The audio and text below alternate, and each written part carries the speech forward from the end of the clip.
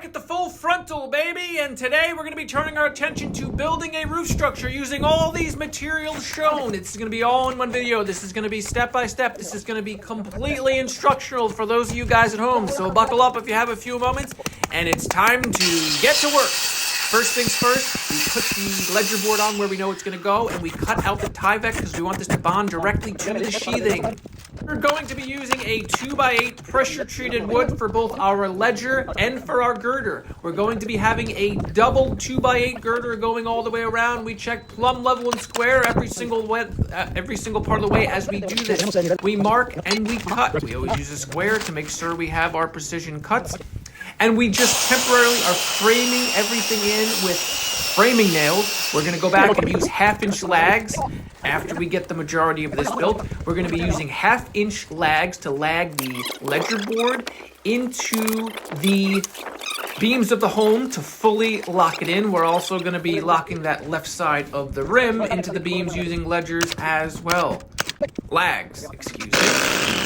The lags going in there. Now we're going to be backing it up, and we're going to be doing the right side and the center of the rim joist or girder. Now this side is going to be temporarily braced down to the sidewalk. Why? Because we've poured our 12-inch wide by 36-inch deep concrete footings, and we need to allow it to set for a day before we mount down to them, which we will be doing so. Once we get this rough framed in, we will be getting inspection, and we will have to wait to finish the process after inspection comes.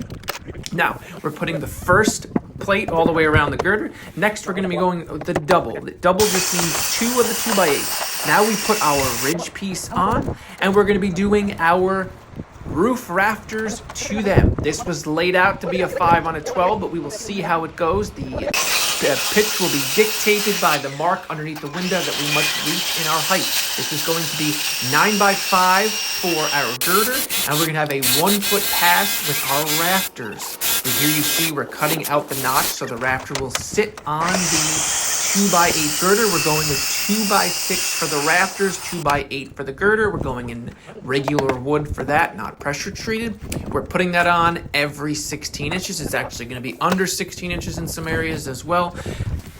Again, we are just framing everything. We are not using our Picos yet, but we will have the hurricane ties that will tie the rafters to the girder. We will show you that after we do it, but for now, we're just nailing everything in roughly so we can get this built. Once we get all the rafters on, we'll be turning our attention to getting the 3/4 inch CDX exterior grade sheet of plywood, We're also putting that plywood on the facing, and we're putting house wrap over that. You can see those are the hurricane ties I spoke of. Now we also have the joist hangers going on the ceiling. That ceiling is going to have flush mounted soffit as its ceiling. Now we are cutting what is going to be trim pieces for our A. We're trimming them up, we're mitering them, so it's going to match the A above. They're also going to be getting wrapped in aluminum flashing, as is the majority of this. Next, we put our drip edge on both sides of our roof, and it's time to begin our ice and water shield underlayment. Now we're going to be running this up the side of the home the whole way on this roof, and we're going to be roof cementing it, and then we're going to be adding step flashing as well. We're not cutting it. We want it to have a fully sealed piece up against it so it bends and water cannot get underneath it or behind it. Going to serve as an additive measure to make this an impenetrable force field against water. You start at the bottom and you work your way up. You always overlap your ice and water shield. Then you go on the other side. You do the same thing for those two pieces. You tack them home with your hammer tacker. You run them up the side of the wall, and then you take your plastic roofing, your foundation coating, your tar, and you're going to tar that, and you're going to be doing your step flashing and your ice and water shield, and then you do the bottom, then the next piece, and the last piece you do is the ridge over the top, and you overlap both directions, and then it's time to begin your asphalt shingles.